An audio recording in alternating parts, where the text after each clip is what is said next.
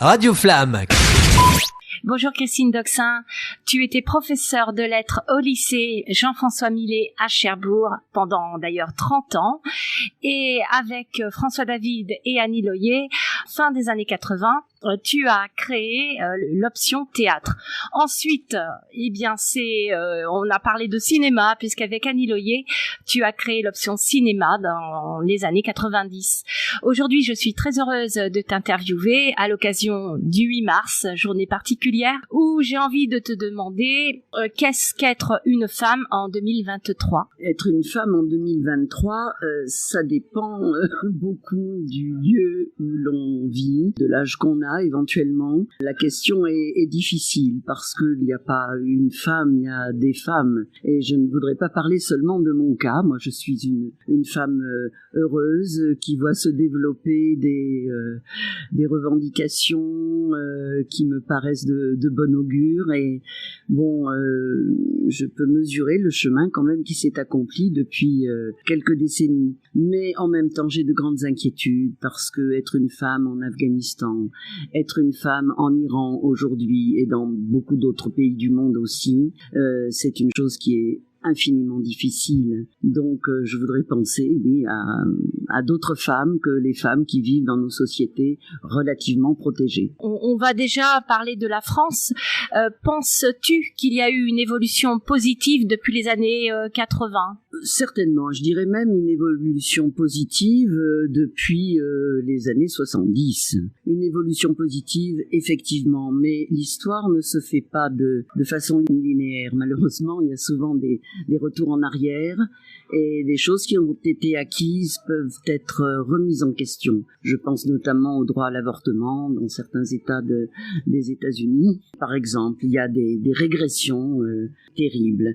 Donc il faut savoir que les luttes ne sont jamais terminées. Il faut toujours rester extrêmement vigilant et même se méfier parfois des choses qui, au premier abord, peuvent paraître positives. Mais bon, moi je dois dire que je dois beaucoup, j'ai participé d'ailleurs avec mes modestes moyens à certaines luttes des femmes qui ont commencé donc dans les années 70. Je pense par exemple au MLF, ne serait-ce que ce mouvement magnifique. Je pense aussi au manifeste des 343 salopes qui a été signé par des femmes que j'aime beaucoup, dont par exemple Delphine Seyrig, une actrice merveilleuse.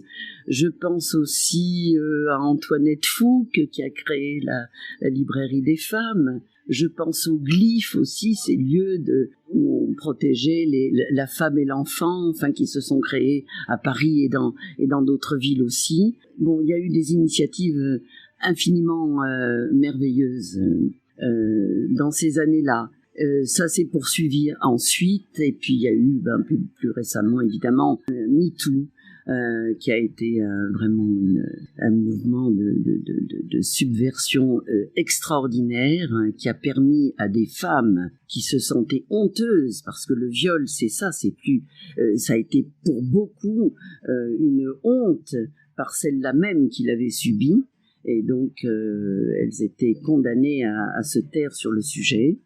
Et avec MeToo, enfin, la parole a pu se libérer. Et je pense que c'est vraiment un mouvement qui a été merveilleux pour beaucoup de femmes. Je confirme qu'en tant que professeur, tu avais un petit côté anticonformisme qui plaisait beaucoup aux lycéennes que tu pouvais avoir dans tes cours. Hein. Oui, écoute, je ne sais pas, oui, peut-être, c'est vrai, moi j'arrivais de mon sud, et avec, oui, beaucoup, un sentiment de liberté très grand, et je suis heureuse de pouvoir en avoir fait profiter des élèves, des générations d'élèves, et justement, tu as été une de celles qui m'a remerciée de cet enseignement. Mais moi je dois te dire que aussi c'est ton sourire, c'est ta passion pour la littérature, c'est ton engagement justement dans la connaissance qui ont fait mon bonheur de prof. Oh, merci beaucoup. C'est vrai que tu as été un exemple et que tu te connais bien dans la région. Tu as participé activement à permettre l'accès à la culture de nombreux jeunes gens.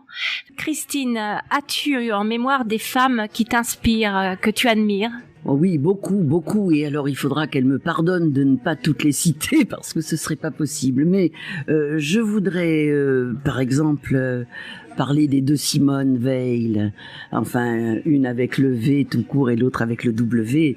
Les deux Simone Veil, donc la philosophe Simone Veil qui a écrit des textes vraiment tellement concernants. Et puis, bien sûr, l'autre Simone qui a enfin mis fin au refus de l'avortement et permis aux femmes d'avorter, faire entrer dans la loi l'avortement. Ça, c'est une avancée absolument considérable qui est malheureusement remise en question aujourd'hui dans beaucoup de pays et notamment aux États-Unis. Je voudrais saluer également Hannah Arendt, Simone de Beauvoir, Gisèle Halimi, merveilleuse avocate qui a fait un travail extraordinaire pour les femmes. Et puis bon, chez les romancières, Virginia Woolf, Annie Ernaux. Et puis pour rester ici, un peu dans la région, Xavier Gauthier, puisque elle n'est pas loin de nous, elle est à Fernandville. Et oui, j'ai beaucoup de reconnaissance pour elle, pour sa revue Sorcière dans les années, c'était dans les années 70, si mes souvenirs sont bons. Voilà, c'est une revue qui a permis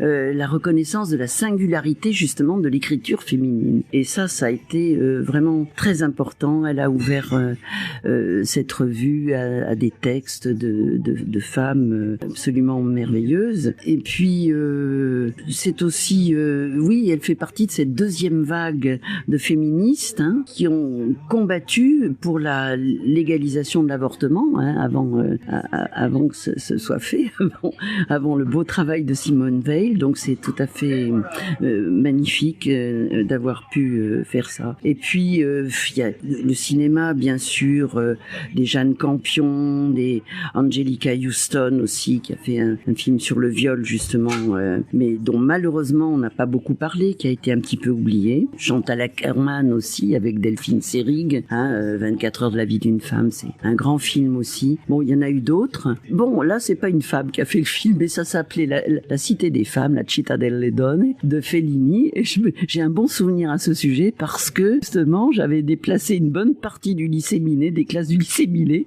pour aller voir ce film à sa sortie, ce qui avait fait un peu scandale sur la place.